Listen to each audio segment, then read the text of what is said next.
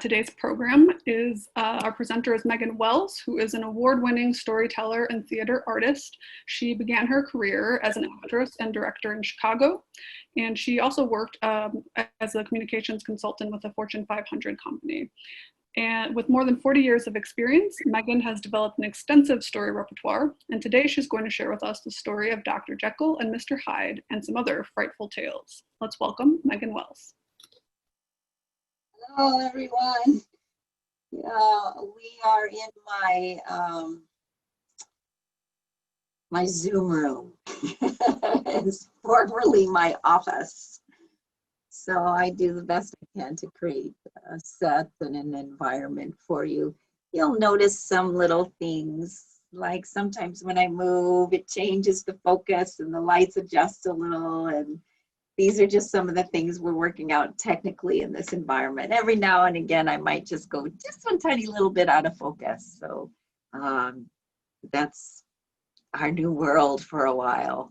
I love ghost stories. I love the process of waking the imagination so that we can actually practice fear. This is what ghost stories are for. All these stories are actually for training a culture's adrenaline system. They're very on purpose. And when you learn how to let your fear come up inside a story and everything comes out happily ever after, then you get stronger. And out there in the world, when you meet something frightening, you have an experience inside yourself. There's also always a lot of different morals communicated inside these kinds of stories.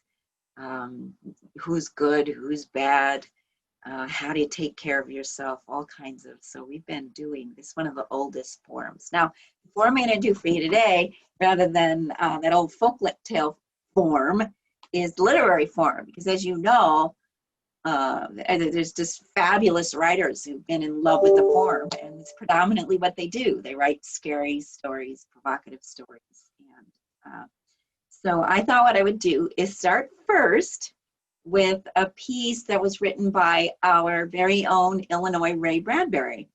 And he, born and bred in Waukegan, Illinois. We now have a festival devoted to him and storytelling in Waukegan, 15th year now. And so I've been granted permission. I was granted permission by him and his agency to be able to tell his pieces. So this is my favorite chapter from Ray Bradbury's Dandelion Wine, which is a book some of you know. And it's what you call literary storytelling. This story, I just tell it. Just tell it. So here we go. Lavinia Nabbs, she sat on her porch with a long, cool lemonade in her slim white fingers, just sipping and waiting. Downtown, the clock struck the hour of 7, and Lavinia Nabbs listened to the fading echo of those distant chimes. Oh, here in twilight, in upper Illinois country, and in the warmth of fading summer. There are 2 moons on this night. There is the full moon high and its bright vanilla whiteness, and the courthouse clock over the courthouse chiming the hour. Bong, bong, bong. On the stroke of 7, her friend Francine arrived there at the bottom of the porch steps. "Evening, Lavinia," she announced. Francine was dressed in white, ready for taking in a picture show at the auditorium. "Oh, evening, Francine," said Lavinia. "It's a nice night for a movie."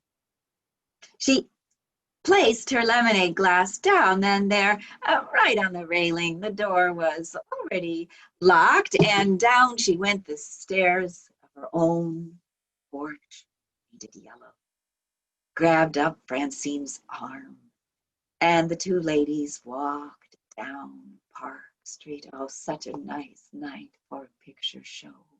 isn't it? Yeah.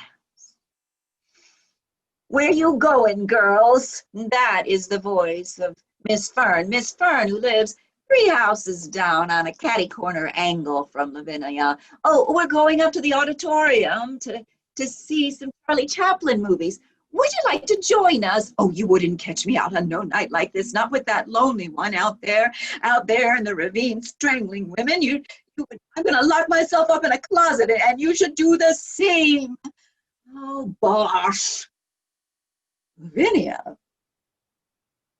said the Fern. Well, at that, Fern shut her door and bolted her door. And the two women could see her come round and peek from her dining room curtains with such a look on her face. You're not afraid of the lonely one? Asked Francine. No, what is there to be afraid of? It's true, you know. It's true.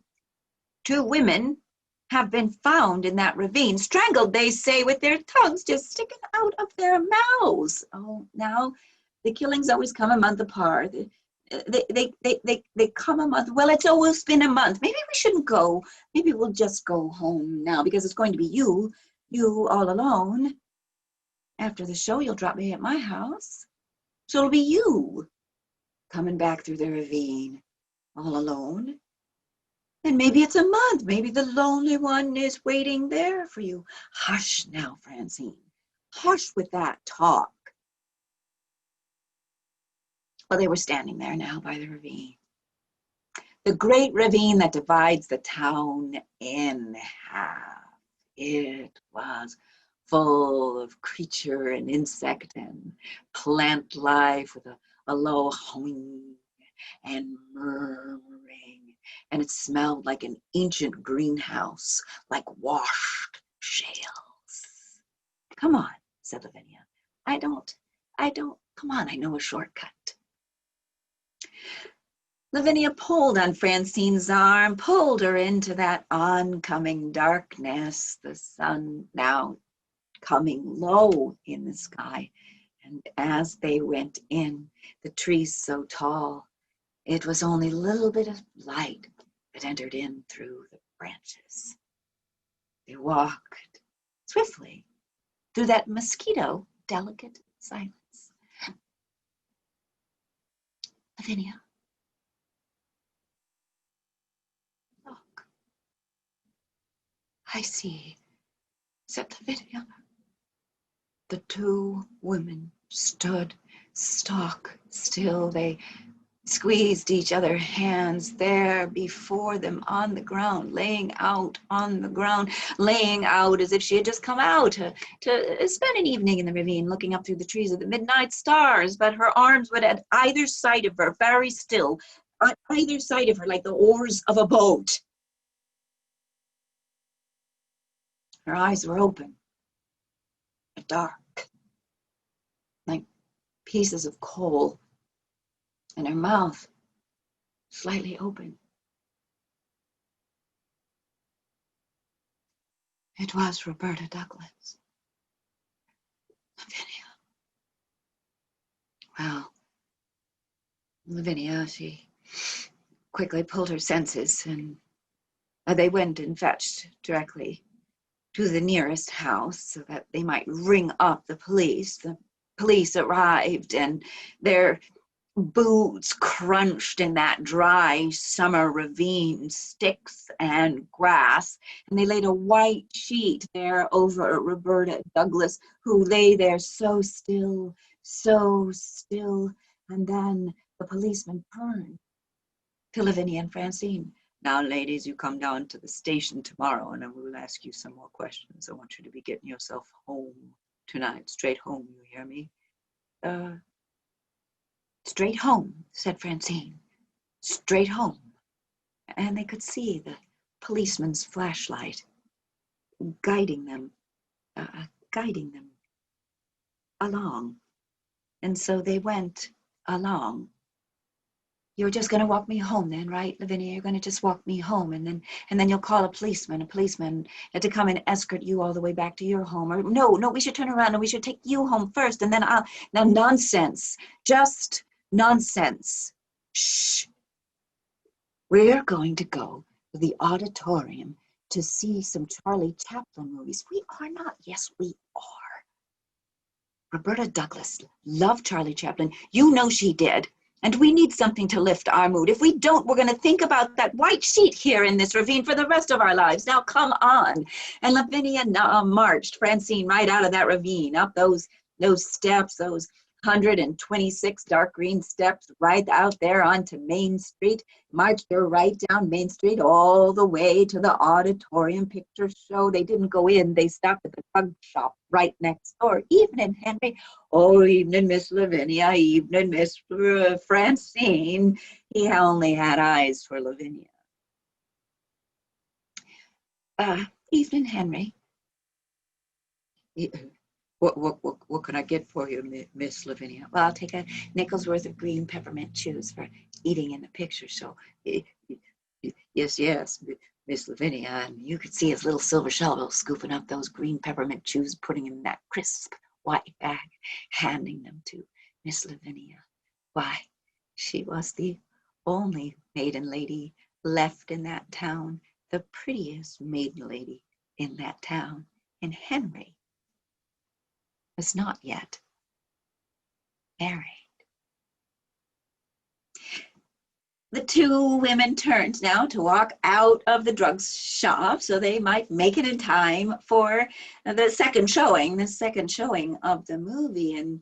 And Henry finally found his courage and called out, "You look so nice tonight, Miss Lavinia." Francine smiled. Lavinia turned around. "Why, thank you, Henry. You looked nice this afternoon, too, when you were in here for a soda." "Thank you, Henry. You looked so nice that some man asked after you. Some man, he was sitting at the end of the counter. He asked who that was, and I said, 'That is Miss Lavinia Nebbs, and she is the prettiest maiden lady in this whole town.' Then he asked whereabouts you live. You didn't tell him where she lived, did you, Henry?" "Oh, of course I did. Everybody knows where Miss Lavinia lives, in the big yellow house on Park Street, just catty corner coming out from the..." I probably oughtn't to. I'm sorry. It's all right. It's all right, Henry. It was just some man asking after me. That's all it was. "Well, I know what I'm going to do," said Francine, her heart racing in her chest at all of this news. I'm going to call us a taxi, and we'll go in a taxi, and we'll drop you off at your house, and then the taxi will bring me home to mine. That's what we're going to do. Well, that may be what we're going to do. But for my part, I'm going to pay my 46 cents, and I'm going to see a Charlie.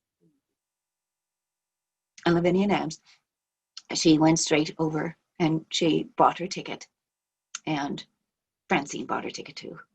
And the two best friends went halfway down front to their center seats, their very favorite. And the screen went black and then leapt to full Charlie Chaplin life. And when the movie was over, oh, the two women, they felt so much better. They left the auditorium, walked out into the streets. It was so dark now. They could see the moon, full, vanilla white. And they could see all the lights in the town. Those that hadn't gone out were going up now. And they could feel the heat coming up from the sun-baked sidewalks, cooling there in the shadow and the shade. Well, let's sing. Lavinia, let's sing. Like we do in choir. Let's sing to that harvest moon. Shine on, harvest moon. Up in the sky, two women sang together so softly and sweetly. And so when they arrived at Francine's house, The midnight clock struck the hour of 12, bong, bong, and the two women waded through the resonance of that ringing. And then Francine said, midnight, come in now. You'll come in and you'll stay at night. You'll sleep. I'm not going to have you walking back through that ravine. No, no, it's all right. I'll be home in just 3 minutes, 4 minutes. I'll phone you as soon as I get home. What is the matter with you, Lavinia? Have you no sense? What are you talking about? Of course I have sense. Francine, your nerves, you must be logical. The killings always come a month apart. Nothing is going to happen to me in the ravine tonight. Francine let her friend go. What could she do? She bolted and locked her door as Fern had. And she peeked through that curtain with a softer look on her face toward her friend who walked down Main Street. Now, no singing anymore. It was dark, very dark. There was now and again a dog barking behind her, and she reached the ravine. The old ravine that she had walked, those 132 stairs over and over and over from her young childhood till now. And she started in. Oh, foolish to be frightened. I should count. 1, 2, 3, 4, 5, 6, 7, 8. She sang the count as she went down the stairs, as she always done since she was young. 8, 9, 10, 11, 12. It was dark. It was very dark. Is there only one light in the ravine this late at night? And she could see the light there by the central bridge.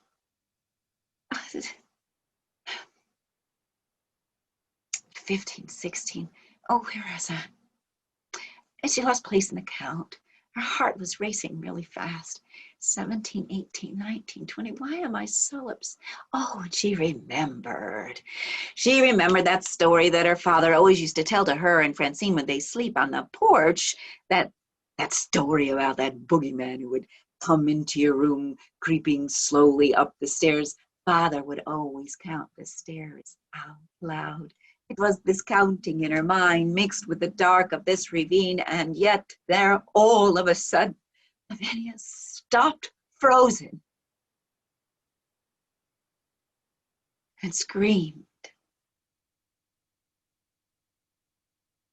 How quickly the trees absorbed the sound.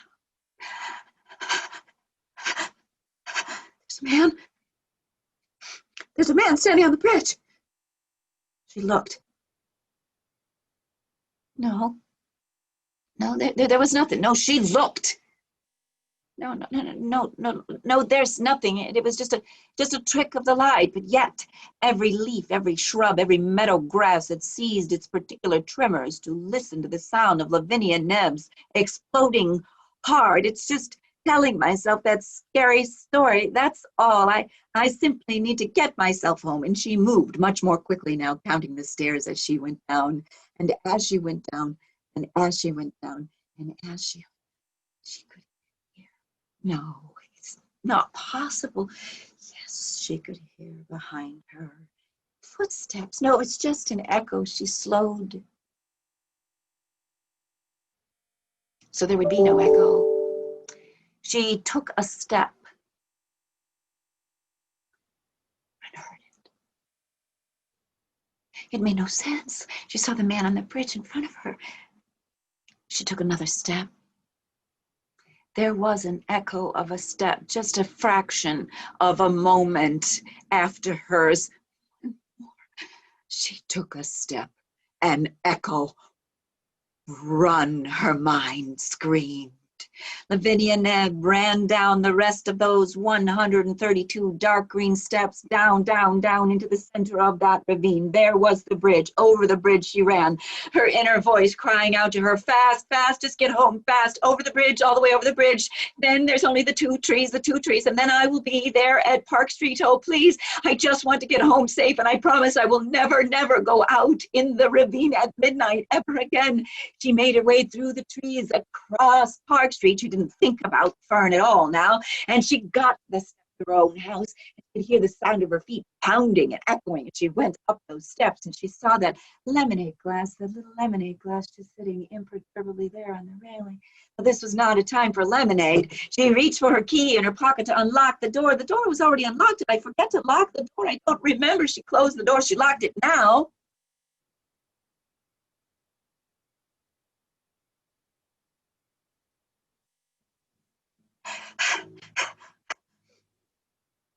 She ran and she looked out the window, and there was nothing. She ran, she looked out of the window, the other windows, all the other windows. There was nothing. No one had followed her through the ravine. It was all just her imagination.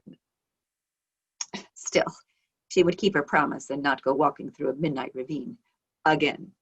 And then she turned to punch the light that brought on the lights here in the open living and dining room, and heard from that dining room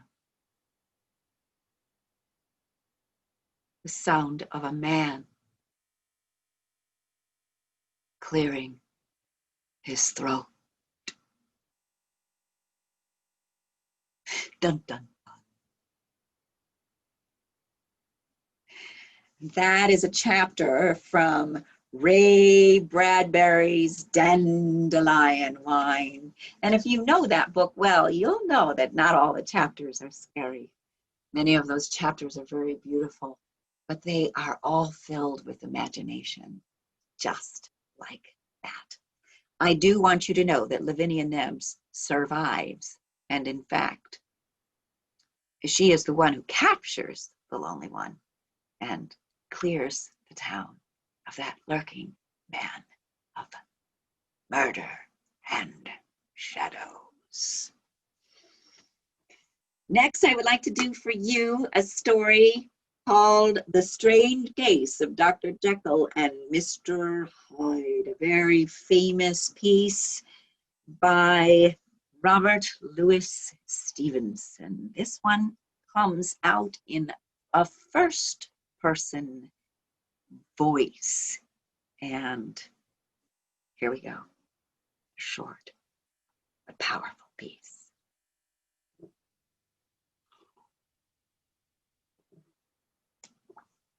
Where did I begin? Where do I begin? Where do I tell? Said he to me. In that letter, everything was there in the letter, but I didn't see it there in the letter. I should have known. It was 4 nights ago, simply 4 nights ago. It was the 9th of January. I remember I received a registered letter from my friend. I will slow down and begin. A registered letter from Dr. Henry Jekyll, my friend, but a registered letter? I had never received a registered letter from Henry. You must understand, Henry, a very quiet man, though I call him friend, yet I did not know him deeply, unmarried, very private, very rich, always kept to himself. In medical school, the course of our friendship was simply arguments over science versus his more metaphysical leanings. I was always correcting him on his metaphysical leanings, for he would fall into very dark moods indeed, and would disappear from lectures, sometimes for weeks at a time. It is your reading, Henry, I warned him. I was with him just that night at a dinner, mutual friends, and there was nothing in that night to give me any warning, not there at the dinner table, no, except when the conversation fell about the recent murder, a terrible murder. Dr.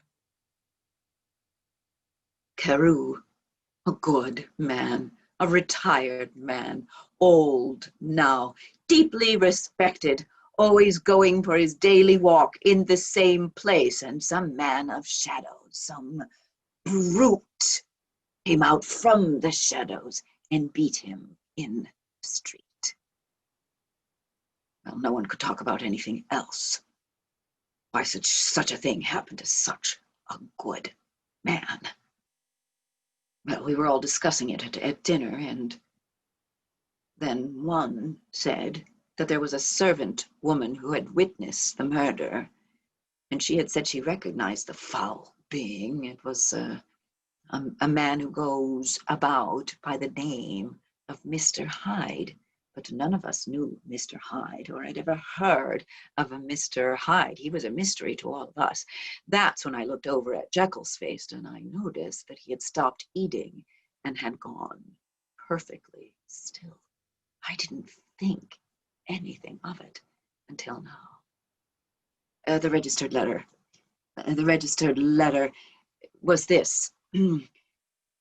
Dear Lanyon, you are one of my oldest friends, and though we have long argued on scientific questions, I cannot ever remember a break in our steady affection.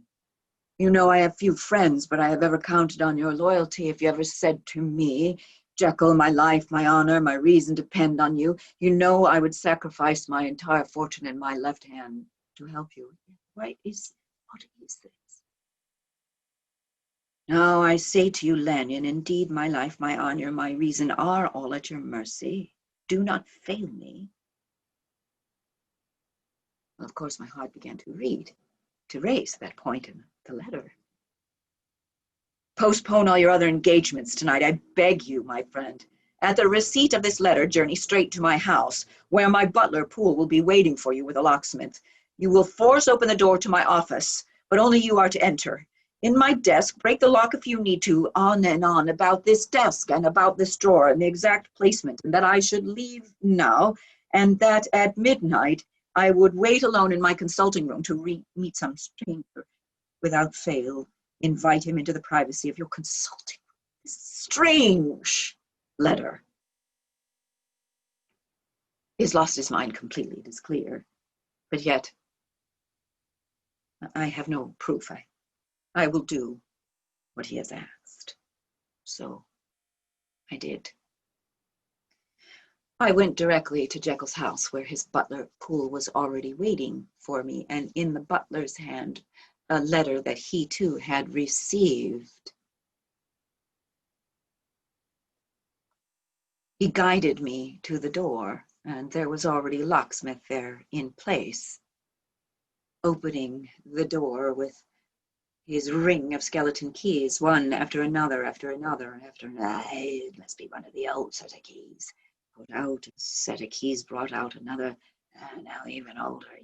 What was the lock on this door? This wing was the laboratory wing, newly built by Jekyll as he went further into his strange experiments. But why would the lock be so old? Unless he had some deep secret he was keeping, said the locksmith. And at last, it was that last key. Now, according to the instructions, I was to go in alone, and the butler, Poole, had obviously received the same in his letter and took the locksmith away to the door and gone. I went in, and I found his desk just as it was described, and I took the fourth drawer from the top, the third drawer from the bottom, pulled it, and there was the pre-described ingredients, some vials, a little envelope of some salts, and it had some smell of ether, and there in it too a journal. I grabbed an old cloth there on the top of the desk, and I used it to make the ingredient safe, carried it out with me, covering it with my coat as he had asked. I looked at the butler. I will find out this mystery that has so taken your master. Please do, said the butler. And I could see in his eyes that he had truly come to care for the man. Oh, same as I, strange and dark and moody, and alone as he was, we cared for him. I went straight home. I let my servants leave early. I took the drawer into my consulting room. I looked carefully at the contents there. I opened up the little envelope of salts. You would have done the same. Frightened, concerned. Salts. And the powders evidently of his own making, clearly of his own making, and the vial of liquid ether and strong smell that I could not recognize. And a little notebook. I picked up the little notebook, and in the little notebook were ingredients listed, date ingredients listed, and then a little description of what had happened from the experience. But strange, the words were emerged. Bliss, ecstatic, changing, terrible, suffering, emerges on his own. All is lost, nothing more. And I heard a knock on the door. I carefully put these strange ingredients away. I went to my door. I looked out to the window, and I could see a very small man there, huddling in the darkness away from the light. I opened the door. You have come from my friend, Jekyll.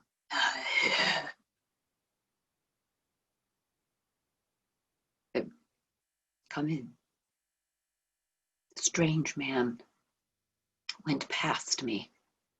I shut the door quickly, and there in the light of the hall, I could examine him. How do you describe the features?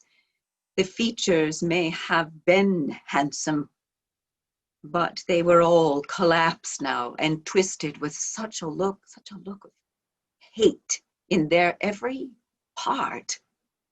And his clothes of rich fabric, fine clothes, even as my own dear friend Jekyll would wear. Has Jekyll loaned these clothes to this poor creature?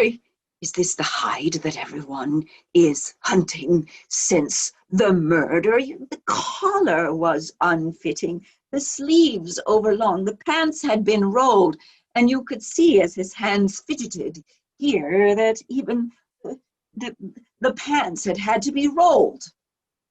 I had such an ill feeling, but I led him, as my friend had asked, into the study. He saw the drawer. He went quickly toward the drawer.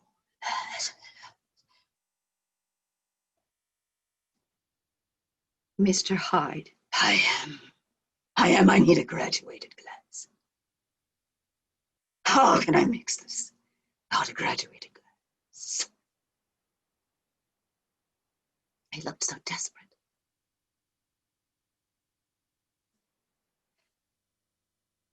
I received the graduated glass. I handed graduated glass for him, and he mixed those powders so swiftly, so quickly, so desperately, and the smell gave off an effusion, an evolution, and the ingredients were green, and then settled into a dull wine purple color.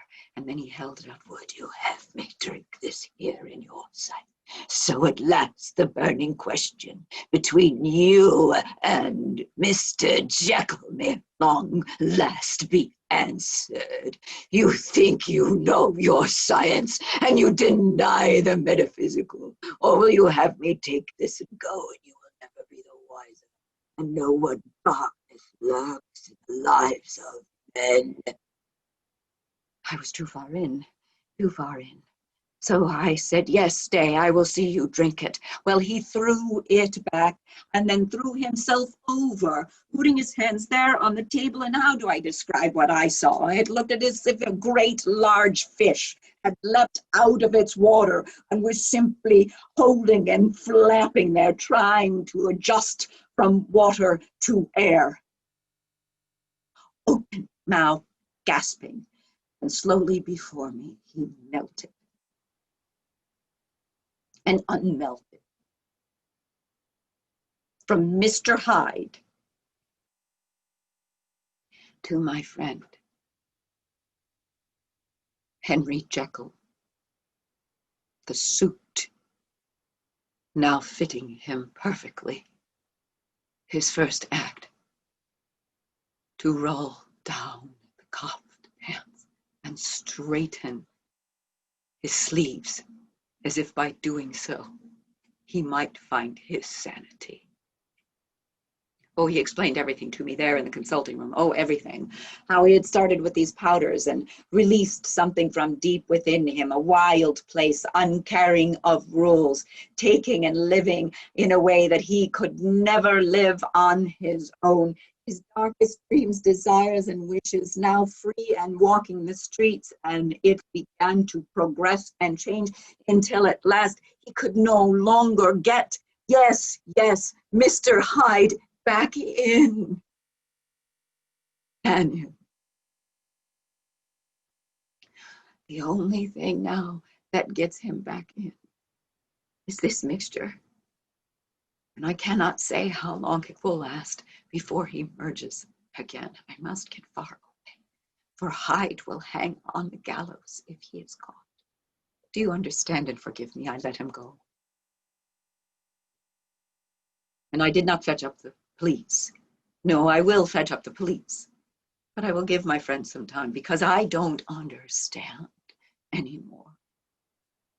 My friend Jekyll is right. Hyde is right. It has stretched all my reasoning. I no longer know on what I stand. What is it that lurks within us? All of us? The darkness of our own desires that can be released by powder and liquid.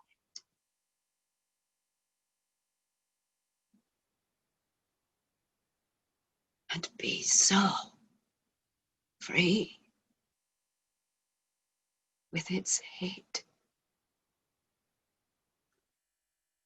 I dare not sleep. I fear that I shall never sleep again.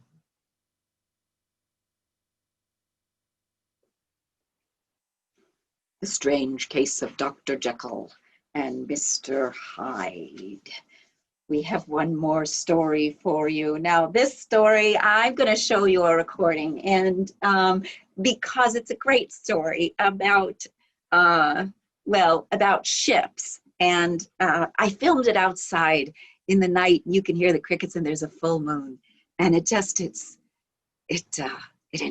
the story. So here we go. I'm going to share my screen. We practiced this, so this should work nicely for us. Share my screen, and I will hit the go button, and I hope that you can see it. I think it's a full moon. We're out in my backyard. I wanted to be out here so we could hear the cicadas singing the songs of summer for ghost stories. This one from 1912 by William Hope Hodgson is called The Derelict, and I've adapted it for storytelling. Here we go. A ship. No, not a steamship. A sailing clipper with 3 tall masts of 42 white sails, slender and swift. She'd shipped out of London through the English Channel, turned south along the tea routes to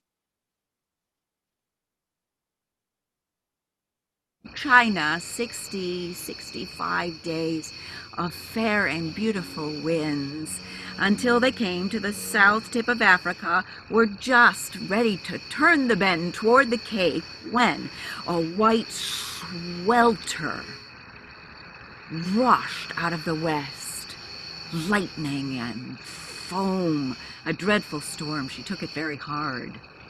She took in water into her seams. Her mainsail was sprung, rope was flying everywhere, several hundred miles off course, and 2 rescue boats over the sides.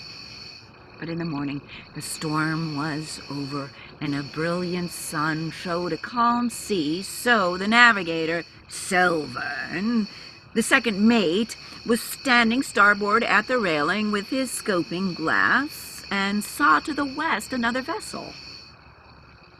some strange vessel had just appeared out of the storm. Now, standing next to him was a young man fresh from medical school. He had secured his first post as a doctor on a sailing ship. He stood with his hands, both hands, gripping the railing as if he was afraid that the storm might start up again on the instant. He was wan. He looked out of place next to the tanned and seaworthy Selvern. Selvern might have laughed at the young doctor's nerves, but that the rest of the crew had already been laughing most of the journey, so he had taken the young doctor under his wing for a protection. "Here, doctor, take a look in the glass. It's a rum-looking packet." The doctor put the glass to his eye and looked out. "It has an old-fashioned look about it. There's a dozen rum things wrong with her. That's a derelict. Yeah, she's all rotted away. There's not a yard left aloft.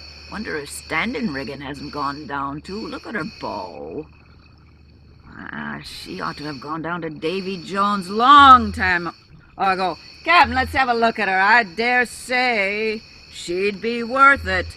Captain Gannington was standing mid-deck with his crew, rolling arm up around their burly arms, rolling that rope around those burly arms. "When the work is over, Mr. Selvern, I can't spare the men right now. We have to get ship shape." Curiosity still drew him to the rail. He borrowed Selvern's glass and he looked out at that vessel derelict. "We'll go out in my gig after the second dog watch. If the glass remains steady."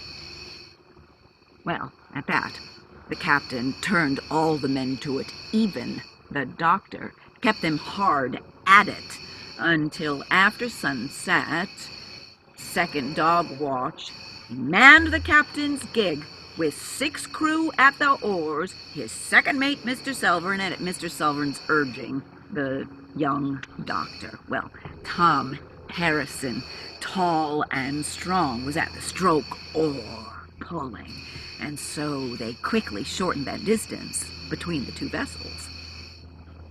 The sunset disappeared behind the derelict, which made a flare of red light, blurring the ship from view. "Keep pulling, lads. We've got to get closer to get a good look at her." "Captain." "Yes, Tom. There's something in the water pulling back on the oars." "Nonsense." Captain looked over into the water. "Selvern." Second mate Selvern looked over into the water. Doctor looked over into the water. It was a brown scum, glowing red from the setting light. And that brown scum was coming up alongside both sides of the captain's gig.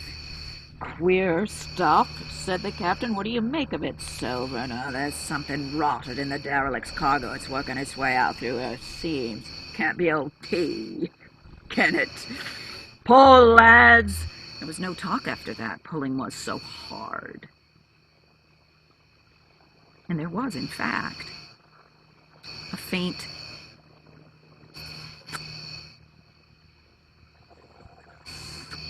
as if the oars were being sucked by that brown scum. Well, the sun disappeared into the horizon, resolving that red flare, revealing that derelict looming in front of them, as if she'd snuck up on them Oh, she's old, Captain. That's an old schooner. The ship was old. There was clumpings of sea fungi all along its sides, and the figurehead had a beard of rime and marine growths hanging all the way down into the scum that evidently held her in and now held the captain's gig. Out of duty, the captain called up, "Ahoy there! Aboard! Ahoy!" There was silence. "Harrison, get the boat hook. Secure us, and bring me your oar." Tom Harrison got the boat hook, secured it to the side, brought his oar, 14-foot ash oar. The captain laid it up against the side of that derelict. "All right, Harrison, up you go, and I'll hand you the lanterns." Harrison scrambled up. "The sides are soft, Captain." "Don't be daft. Look sharp." Handed the lanterns. "Selvern, you coming?" Captain went up. Selvern went to the oar, stopped, turned around and looked at the doctor. "You coming or no?" The doctor took a breath, went to the oar, climbed up the oar. Selvern at the last, the 4 men aboard the derelict.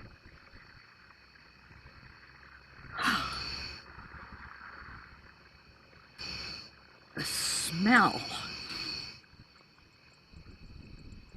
Tom Harrison was trying not to gag. "What is it, Captain? Is it some kind of mold?" "No.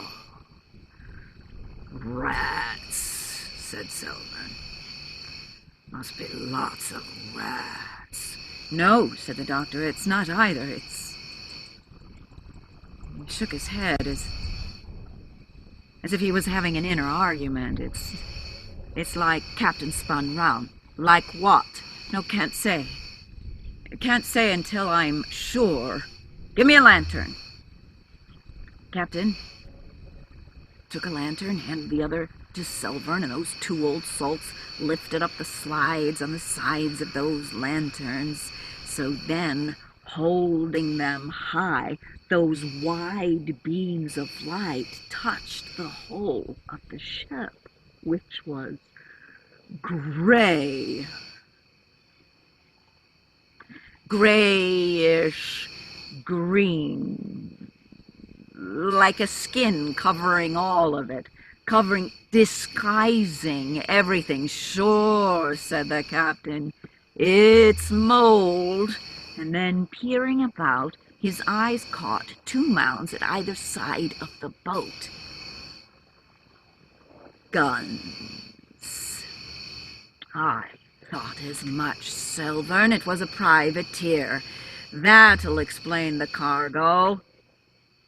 That'll explain the scum. We've got to get below." And so they set off to try to find the companionway. Well, the doctor stood motionless. Tom Harrison, motionless too. "Are you coming or no? Make up your mind, Doctor." "Tom." "Aye, Captain." Doctor snapped to, ran to catch up. The 2 ran together, and it seemed as if Tom must be stepping on the back of his boots, but it wasn't Tom at all. It was the deck.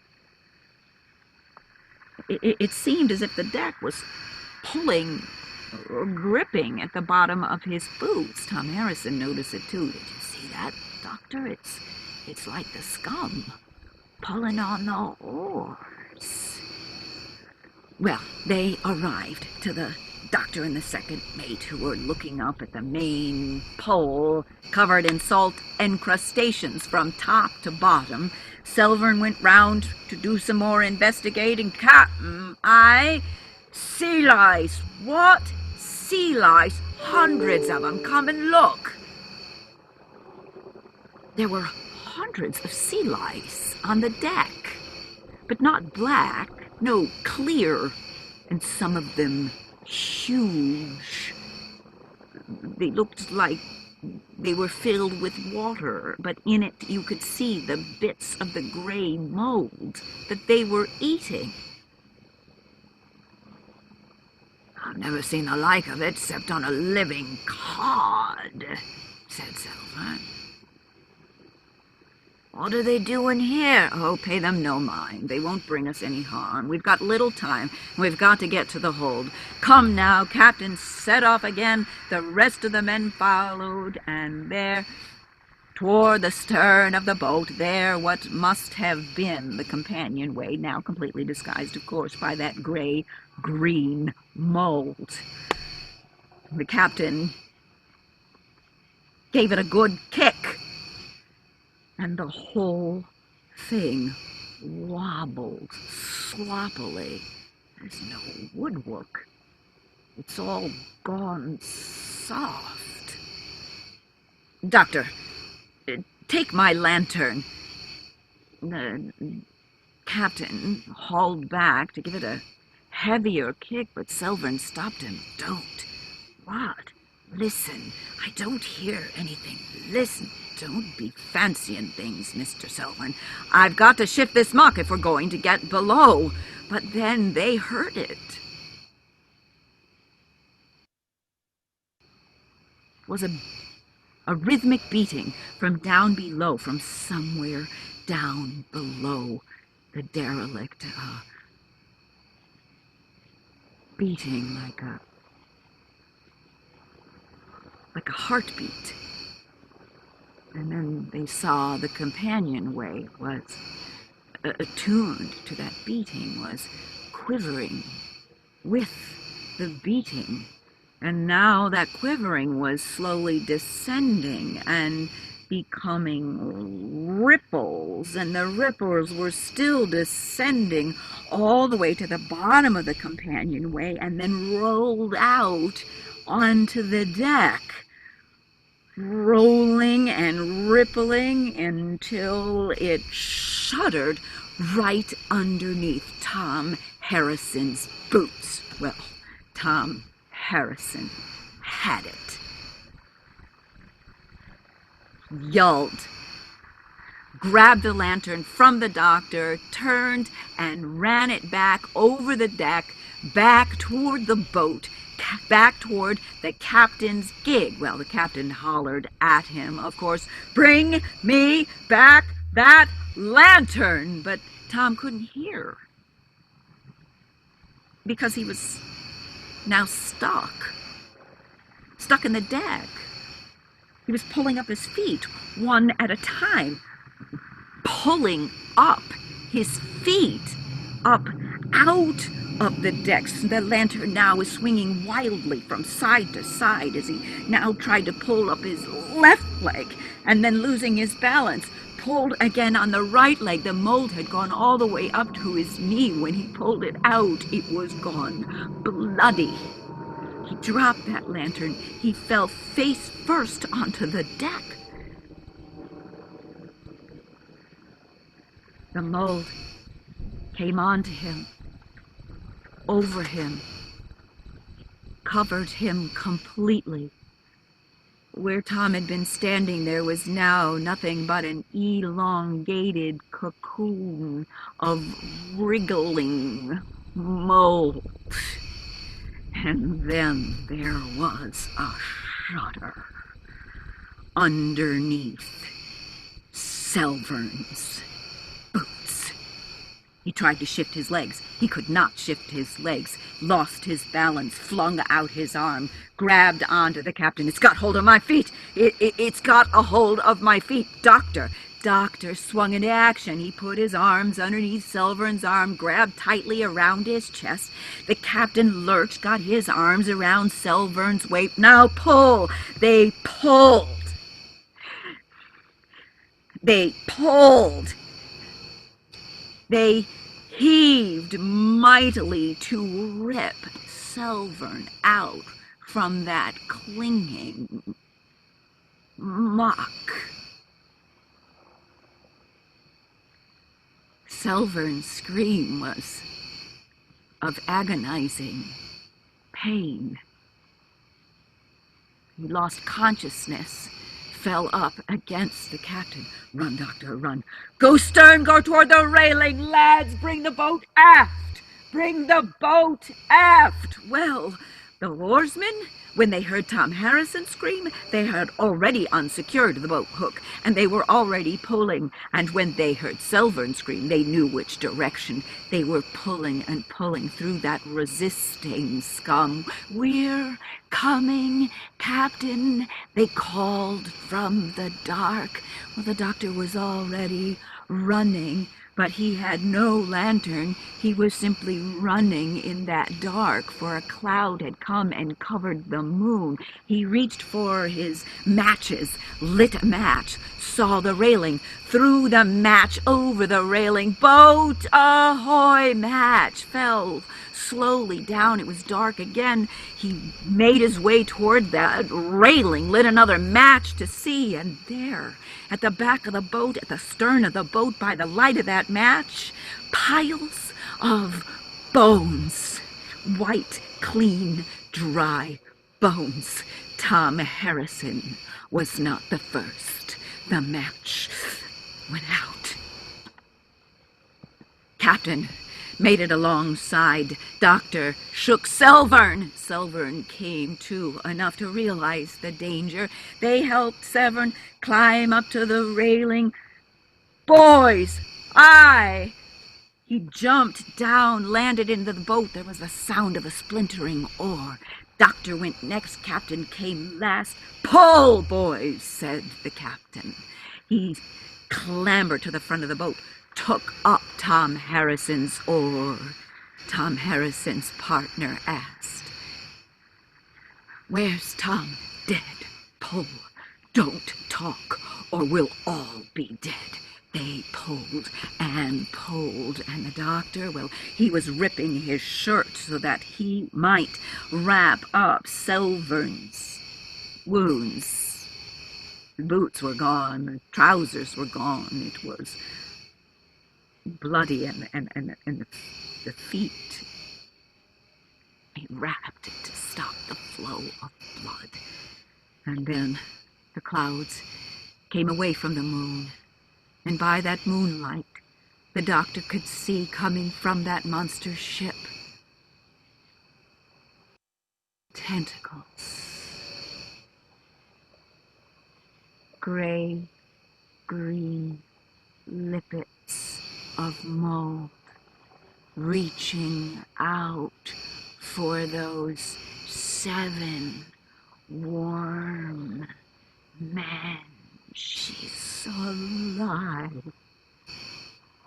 What he'd been afraid to say was now inarguable. "The ship's alive, Captain! Get to the bow of the boat, Doctor. Use the boat hook to try to cut away the scum." Doctor did so, got the boat hook, started cutting. Selvern shifted his weight until he was at the stern of the boat, grabbed up that splintered oar, and began to swing wildly in the dark. They cut and they pulled and swung and pulled and cut and pulled and cut and pulled and cut, until at last they emerged out of it into the clear, clean, open sea. Thank God. And then there was a whining, a low whining. "Captain?" asked the doctor, so new to the sea. "What's that?" "Storm's coming." "Aye," said Selvern. "Wind." The clouds had gathered tremendously dark. There was now no moon Pull, lads, put your back into it, or we'll never put our teeth through good bread again. They pulled, they flew through that water. They were aboard that ship before that storm came, a furious smother out from the west, with a whining and a piping like a steam whistle racing across the sea. Below deck, the doctor examined Mr. Selvern. His vitals were strong, he'd pull through, but his feet... Privately in his notes, the doctor wrote, the second mate's feet had the appearance of being partially digested. I know no other words that so exactly describes their condition.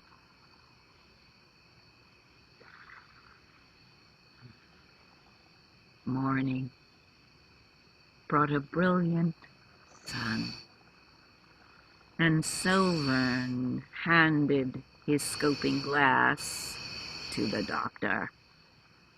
Go topside, make a report. The doctor went topside, went to that starboard railing, looked through that glass, and if any cruiseman made any remark, it was praise.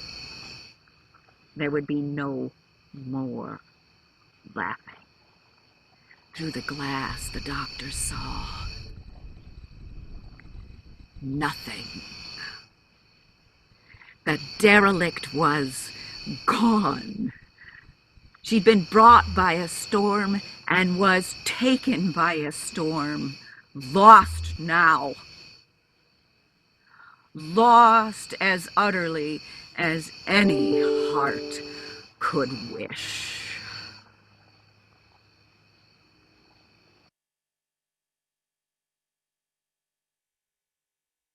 Oh, there you are. 3 literary tales. Ray Bradbury, his imagination of Waukegan, Illinois, Greentown, Illinois, from his famous Dandelion Wine. Dr. Jekyll and Mr. Hyde, a kind of psychological look into what releases our inner selves for good or ill. And Derelict, which is back from kind of that horror gothic area, stories of monsters at sea. Thank you. Thank you so much, Megan. That was wonderful. Yeah, so we've got time for some Q&A. I'm also going to launch a poll right now for you to let us know how many people are watching the program with you so we can get an accurate attendance count.